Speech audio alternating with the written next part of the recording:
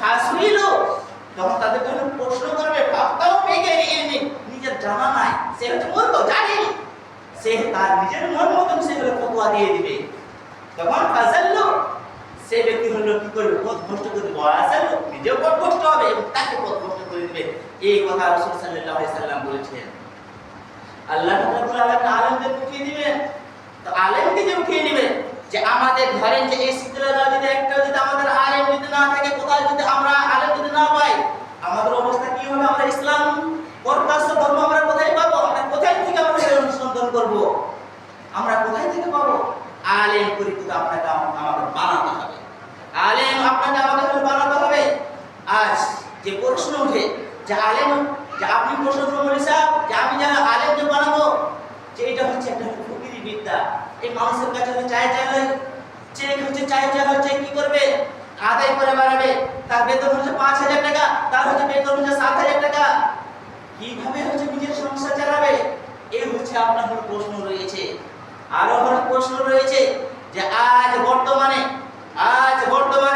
যে আলেমদেরকে সম্মান ইজ্জত অতটা দেওয়া হয় না যতদূর আল্লাহ এবং রাসূল সাল্লাল্লাহু আলাইহি ওয়াসাল্লাম ইজ্জত দিয়েছেন, কতদূর ইজ্জত এবং মান সম্মান দেওয়া হয় না। আপনাকে আমাকে দিতে হবে। কারণ যে এই যে ইসলামের খুঁটি, এই মসজিদকে আবাদ করা, মাদ্রাসাকে আবাদ করা মেইন খুঁটি হচ্ছে আলেমগণ। আলেমদেরকে আপনাকে আমাকে মর্যাদা সম্মান আপনাকে আমাকে দিতে হবে, আমাদেরকে দিতে হবে। আমরা যদি মান সম্মান যদি আমরা এই আলেমদেরকে যদি আমরা দিই, তাহলে আমরা ঠিক জায়গাতে আমাদের মান সম্মান থাকবে। আমরা ঠিক জায়গাতে আমরা এই দিন জ্ঞান আমরা শিক্ষা গ্রহণ করতে পারবো। এই মান সম্মান আল্লাহ রাব্বুল আলামিন নিজের ভাষাতে দিয়েছেন, রাসূল সাল্লাল্লাহু আলাইহি সাল্লামের নিজের ভাষাতে আল্লাহ রাব্বুল আলামিন দিয়েছেন, অর্থাৎ কোরআন মাজিদ এবং রাসূল সাল্লাল্লাহু আলাইহি সাল্লামের সুন্নাতে দিয়ে আল্লাহ রাব্বুল আলামিন এই আলেমদের মান সম্মান আল্লাহ রাব্বুল আলামিন দিয়েছেন, মর্যাদা দিয়েছেন।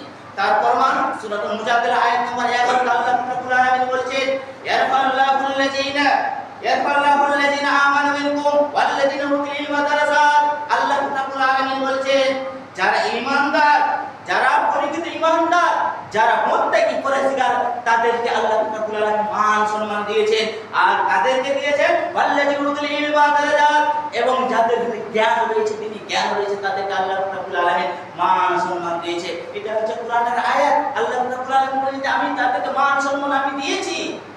আর এইভাবে কয়েকটি আয়াত রয়েছে। আরেকটি আয়াত সূরাতুল ফাতির আয়াত নম্বর 28 আল্লাহ রাব্বুল আলামিন বলেছেন, ইন্নামা ইয়াসাল্লাহু মিন ইবাদিহিল উলামা।